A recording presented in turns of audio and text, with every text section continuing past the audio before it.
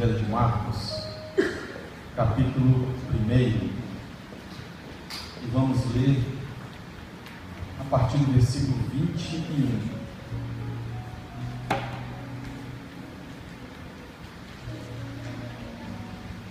Evangelho de Marcos, capítulo 1, verso 21, até o versículo 28. Vamos falar nesta noite sobre a autoridade do Filho de Deus. Encontraram, irmãos? Diz assim a palavra: entraram em Cafarnaum, e logo no sábado, indo ele à sinagoga, começou a ensinar. Maravilharam-se da sua doutrina, porque os ensinava como tendo autoridade, e não como os escribas. Estava na sinagoga um homem possesso de espírito imundo, o qual exclamou: Ah, que temos contigo, Jesus de Nazaré? Vieste destruir-nos? Bem sei quem és, o Santo de Deus. Repreendeu Jesus, dizendo: Cala-te e sai dele. Então o espírito imundo, convulsionando-se e clamando em alta voz, saiu dele. Todos se admiraram a ponto de perguntarem entre si: que é isto? Que nova doutrina é esta? Ele dá ordem até aos espíritos imundos, e eles lhe obedecem. Logo correu a sua fama por toda a província da Galileia. Amém? Vamos orar. Senhor Jesus, louvamos o teu nome, porque tu és digno de toda a honra, toda a glória, todo louvor, todo poder. O Senhor disse que toda a autoridade lhe foi concedida pelo Pai. Portanto, nesta hora, que a tua presença seja real em nosso meio, e que o Senhor fale conosco através da tua palavra, mediante o poder do teu Espírito Santo. E é em nome de Jesus que nós oramos. Amém. Meus irmãos, no domingo passado nós falamos sobre pescadores de homens. Jesus, ele passeando no mar da Galileia, ele vê alguns dos seus discípulos, futuros discípulos, e ele diz: vinde após mim e eu vos farei pescadores de homens. E 4 discípulos se levantam, deixam a rede, deixam o barco e seguem após Jesus. E Jesus então, ele entra numa cidade chamada Cafarnaum, e nessa cidade, que era uma cidade que ficava à margem do mar da Galileia, uma cidade grande na época, uma cidade pesqueira, né? Jesus, ele estabelece ali em Cafarnaum o seu centro de operações, porque, como temos feito, né, a nossa leitura bíblica, nós temos visto que em diversos momentos Jesus, ele está em Cafarnaum, ele sai de Cafarnaum, depois ele volta para Cafarnaum, e em Cafarnaum Jesus realiza inúmeros milagres, porque foi lá em Cafarnaum que Jesus curou a sogra de Pedro. E algumas pessoas dizem que foi por isso que Pedro negou Jesus, né? Já que você curou a minha sogra, eu vou te negar perante os homens, né? As pessoas brincam dessa forma assim. Foi lá em Cafarnaum que Jesus expulsa demônios, ele curou leprosos, ele curou ali paralíticos, ele curou em Cafarnaum um homem que tinha a mão ressequida, ele curou cegos, ele curou a mulher com fluxo de sangue, e lá em Cafarnaum que ele ressuscita a filha de Jairo. Então, vários milagres Jesus realiza ali em Cafarnaum.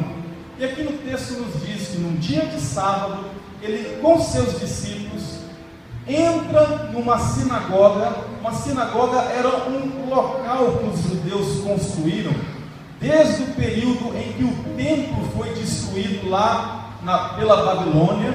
E lá na Babilônia eles começam a construir sinagogas, que era um lugar diferente do templo. Na sinagoga não se realizava sacrifícios, mas na sinagoga era um lugar onde eles liam as Escrituras, meditavam nas Escrituras, enfim, era um lugar de estudo, de aprendizado. E Jesus então ele entra na sinagoga, né? E ali ele de fato começa com seus discípulos o seu ministério público. E aqui nesse texto, irmãos, duas palavras se repetem, e a palavra autoridade, ela se repete aí, ela aparece no versículo de número 22 e depois aí no versículo de número 27. E Jesus, como nós sabemos, ele tem a autoridade absoluta, porque a autoridade de Jesus ela foi reconhecida por Satanás, porque Satanás foi vencido no deserto. A autoridade de Jesus ela foi reconhecida pelos anjos, porque os anjos vinham e o serviam. A autoridade de Jesus ela é reconhecida pela natureza, porque ele disse ao vento e ao mar: cessa, e eles obedeceram. A autoridade de Jesus é reconhecida pelos seus inimigos, porque em diversas ocasiões os seus inimigos se calaram, porque não tinham o que falar diante de Jesus. A autoridade dele foi reconhecida também pelos discípulos, que abandonaram tudo para seguir após Jesus. E a autoridade dele foi reconhecida pelo Pai, a quem disse: este é meu Filho amado, em quem me comprazo. E é por isso que Jesus ele tem autoridade para curar, é por isso que ele tem autoridade para perdoar pecados, porque toda a autoridade foi confiada ao Senhor Jesus Cristo. Mas aqui nesse texto nos fala de duas autoridades de Jesus que eu gostaria de compartilhar com os irmãos nesta noite. A primeira é aquela que nos diz que Jesus tem autoridade para ensinar, porque diz aí que ele entra na sinagoga e começa a ensinar. E os ouvintes, né, se maravilhavam da sua doutrina e disseram que ele ensinava com autoridade. Agora, por que Jesus tem autoridade para ensinar? Primeiramente, porque Jesus, ele é a própria verdade. Jesus não apenas dizia a verdade, não apenas fala a verdade, mas ele só diz a verdade porque ele é a própria verdade. Ele diz no Evangelho de João, capítulo 14, verso 6: eu sou o caminho e a verdade e a vida, ninguém vem ao Pai senão por mim. Para Jesus, a verdade não é um conceito, a verdade não é para ser debatida, a verdade não é uma filosofia, a verdade é uma pessoa, a verdade é a pessoa de Jesus Cristo. Quando ele esteve preso, sendo julgado por Pilatos, Pilatos vira-se para Jesus e diz: o que é a verdade? Sabe qual foi a resposta de Jesus? Jesus simplesmente fez isso.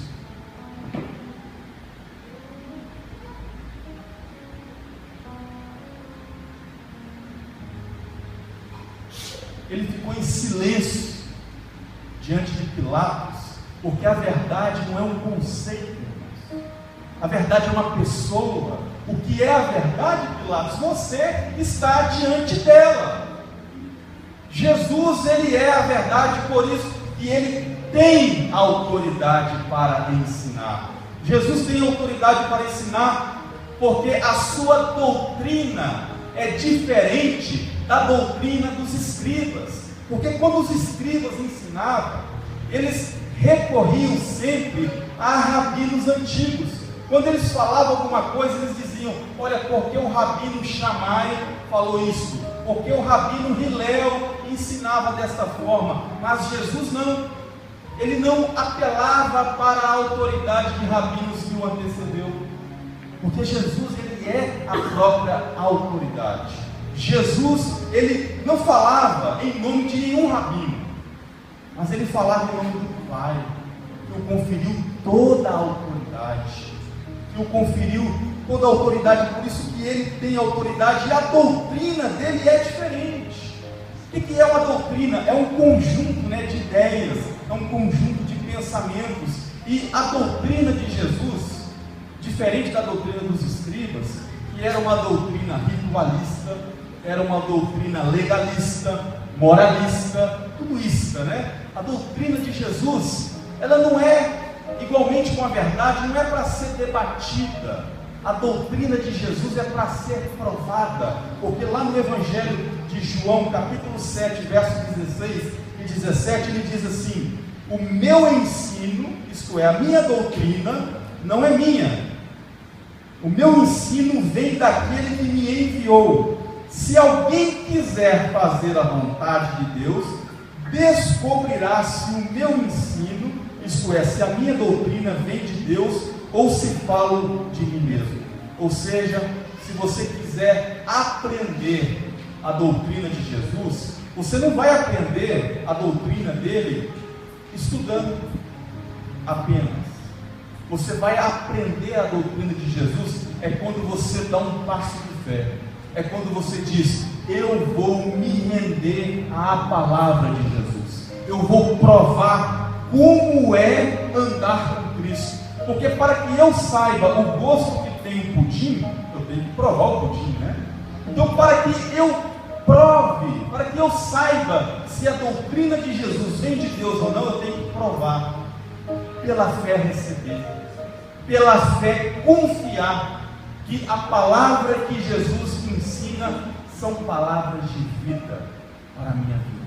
Porque quando eu então assumir a doutrina de Jesus, eu vou ver que ela é palavra de vida. E assim, irmãos, aconteceu. Todos aqueles que acreditavam na doutrina de Jesus se tornaram seus discípulos. E aqueles que não acreditaram se tornaram cada vez mais cegos ante a realidade espiritual que Jesus ministrava. Então Jesus, ele tem autoridade para ensinar. Isso me traz um conforto muito grande, porque eu posso aprender de Jesus, eu posso ser ministrado pela palavra dele, porque são palavras de autoridade, são palavras que discernem meu ser, são palavras que orientam minha vida, são palavras que me mostram o caminho que eu devo seguir, são palavras que, sendo praticadas, não tem erro. Eu vou colher bons frutos para a minha vida. Então Jesus tem autoridade para ensinar. E ele, aqui o texto também diz que ele tem autoridade sobre demônios, sobre espíritos imundos. É o que diz aí a partir do versículo de número 23, que Jesus estava ensinando na sinagoga. Aí um homem possesso de espírito imundo começa a gritar: o que temos contigo, Jesus de Nazaré? Vieste nos destruir? Então aparece ali um possesso, e Jesus o expulsa, mostrando que ele tem autoridade sobre os espíritos imundos e sobre o demônio. Então, irmãos, a possessão demoníaca, ela é um fato inegável. Tem pessoas que não acreditam, mas as Escrituras nos diz que Jesus em diversas ocasiões expulsava demônios. Eu já ouvi casos de pessoas possessas por demônios. Então, a possessão demoníaca é uma realidade, mas nós precisamos distinguir possessão de opressão, porque a possessão demoníaca é quando o demônio ele se aloja na mente e ele governa todo o corpo da pessoa. Já não é a pessoa que está falando, é o demônio que está falando. Não é a pessoa que está agindo, o demônio que está agindo, é uma possessão. Já a opressão é uma atuação do demônio que é realizada do lado de fora. Ele não chega a entrar no indivíduo, mas ele influencia externamente o indivíduo. E é por isso que eu digo que um cristão, ele pode ser oprimido pelo diabo, pode ser influenciado pelo diabo. Lembra-se do que Jesus falou para Pedro? Arreda de mim, Satanás, pois tu está falando, da parte do diabo. Pedro não foi possuído, ele foi coagido, ele foi influenciado pelo diabo. Agora o cristão, ele não pode ser possuído pelo demônio. Primeiro, porque o cristão, ele é templo do Espírito Santo. E em segundo lugar, Porque o cristão é propriedade do Altíssimo. Eu e você fomos comprados pelo sangue de Jesus, e o maligno não nos toca, a menos que Deus permita. Então nosso corpo, sendo morada do Altíssimo, morada dele por meio do Espírito Santo, não pode abrigar demônios. Agora, irmãos, quais são os sintomas de uma possessão, né? A gente precisa distinguir, discernir. Uma possessão é a presença, como eu digo, de um outro ser dentro do indivíduo. Ali diz o texto que havia na sinagoga um homem possesso de um espírito imundo. E a possessão, um dos sintomas é a força sobre-humana. Se você ler em Marcos 5, o endemoniado gadareno, diz a Bíblia que ele era acorrentado, mas ele arrebentava a corrente, era preso e quebrava os grilhões, não pela força do rapaz, mas pela força sobre-humana dos demônios que ali estavam. Muita raiva. Um possesso, ele tem muita raiva, e ele fala com uma voz diferente. É uma mulher possessa, a voz fica grossa, fica aquela voz esquisita, porque ali existe uma entidade invasora que está alojada ali dentro. Agora, quais são as causas? O que é que leva uma pessoa a ficar possessa por um demônio? Uma das causas é acúmulo de ódio. A Bíblia diz: irai-vos, mas não pequeis, não deem lugar para odiar. Porque o excesso de ira, de ódio, de raiva para uma pessoa que não tem a Jesus é uma porta aberta para a entrada de demônios. Outra coisa é envolvimento com ocultismo e feitiçaria. A pessoa envolvida com feitiçaria, invocação de demônios, invocação de espíritos, ela está abrindo a porta para que demônios se alojem ali. Outra coisa é envolvimento místico, né, com drogas alucinógenas. A pessoa usa drogas para fazer cultos aos demônios. E a principal causa da possessão, a meu ver, é não ter Jesus no coração. Quem não tem Jesus na vida, quem não tem Jesus aqui no peito, quem ainda não se entregou a Ele de coração mesmo, não estou falando de entregar à igreja, não estou falando de fazer parte de um grupo religioso, eu estou falando de dizer: Filho de Deus, que viesse a esse mundo, que morreu por mim na cruz, faça em mim morada. Quem não fez isso, quem não caminha com Ele, facilmente está sujeito a ser possuído por um demônio. Agora, o que levou este jovem, esse homem, a ficar possesso pelo demônio, né? O texto não diz, mas eu posso inferir uma coisa: é que a Bíblia diz que havia um homem com um espírito maligno. Está no singular, capítulo 5 de Marcos, o gadareno, havia ali uma legião de demônios. Uma legião romana de soldados era composta por cerca de 5.000 soldados. Imagine a ideia: 5.000 demônios no gadareno. Este aqui, diz o texto, que havia um espírito imundo. Mas quando ele protesta a presença de Jesus na sinagoga, ele fala no plural. Ele diz assim: o que temos contigo, Jesus de Nazaré? Vieste destruir-nos. Ué, mas não é um só? Por que ele está falando no plural, aquele demônio? Eu acredito que aquele demônio está falando no plural, embora ele seja um, porque ele está representando um grupo, ele está representando uma coletividade, ele está representando um conjunto de interesses. E que coletividade ele está representando? E que grupo ele está representando?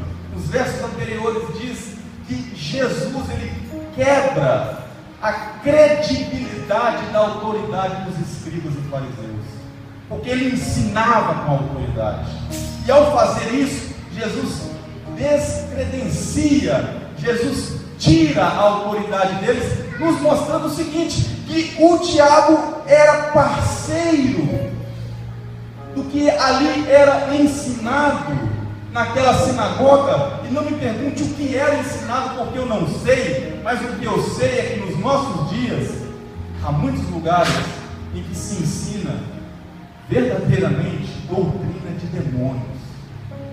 O que é doutrina de demônios? Doutrina de demônios é aquela em que se ensina, ao invés de pedir a Deus, mas a mandar em Deus. Eu determino, eu exijo. Isso não tem nada a ver com o Evangelho, isso não tem nada a ver com Jesus Cristo. Doutrina de demônio também é a tão propagada teologia da prosperidade, a qual ensina que o cristão não pode passar por lutas, não passa por dificuldades. Isso é doutrina de demônios, doutrina do medo, né? Se você não contribuir, o gafanhoto vai arruinar com as suas finanças. Isso é doutrina de demônio, não tem nada a ver com o Evangelho de Jesus. Infelizmente tem lugares, irmãos, que sobrevivem às custas do demônio, né? Fazem invocação do demônio, né? Manifesta para sair, manifesta para sair. Já está invocando ele diretamente, manifesta para sair. Como assim está querendo chamar ele? Não precisa. Basta anunciar a palavra, basta anunciar a Jesus, porque a presença de Jesus ali na sinagoga, a presença da luz do mundo que ilumina todo homem, dissipou as trevas que ali estavam. Bastou que Jesus estivesse ali pregando, anunciando o Evangelho, que o demônio logo se manifestou. E outra coisa que eu acho interessante é que Jesus não ficou dialogando com o diabo. Nós vemos na televisão, né, aqueles programas de exorcismo, expulsão de demônio, só falta os caras falar assim: olha, aguarda aí que nós vamos chamar os comerciais e depois você volta para a gente completar aqui o nosso trabalho. Fica dialogando, demônio sai agora não, eu vou chamar os comerciais. Jesus não dialogava com o diabo, ele simplesmente diz: cala-te e sai dele. Não tem conversa, não tem diálogo com as forças das trevas. É a palavra de autoridade: cala-te e sai em nome de Jesus. Agora, os demônios, eles reconhecem que Jesus é o Santo de Deus, né? Lá em Tiago 2,19 diz o seguinte: crês que Deus é um, fazes bem, porque até os demônios creem e estremecem. Mas aqui os escribas, no decorrer do livro de Marcos, nós vamos ver que ao invés deles crerem e tremerem na presença de Jesus, eles passam a perseguir o Senhor, eles passam a rejeitar e perseguir. De tão maligno é, irmãos, a religião que não tem nada a ver com o Evangelho, não tem nada a ver com as Escrituras, que não tem nada a ver com Jesus, pode caminhar lado a lado com o demônio.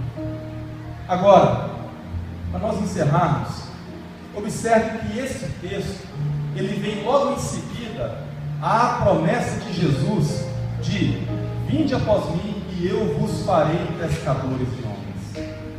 Esse texto foi escrito, irmãos, como uma exemplificação do que vem a ser pescar homens. E com Jesus eu aprendo que pescar homens significa anunciar o Evangelho, pregar a palavra. É claro que é pregar sem fanatismo, sem ser aquele chato, mas pregar na naturalidade, é na conversa, é na caminhada, é você ministrando palavras de cura, palavras de libertação. Mas pescar homens é tirar pessoas da opressão, seja a opressão do diabo, seja a opressão do sistema religioso, seja quaisquer tipos de opressão. Pescar homens é ensinar e tirar vidas da opressão. E Jesus nos diz, depois que ele ressuscita, que toda a autoridade lhe foi confiada. E ele diz: ide por todo mundo e fazei discípulos, e ensinai a minha palavra, e em meu nome expelirão demônios. Então a autoridade que lhe foi confiada, ele confia à sua igreja, ele confia a mim, ele confia a você, nós os que cremos e nós os que andamos verdadeiramente com o Senhor. Amém? Vamos nos colocar de pé e nós vamos orar.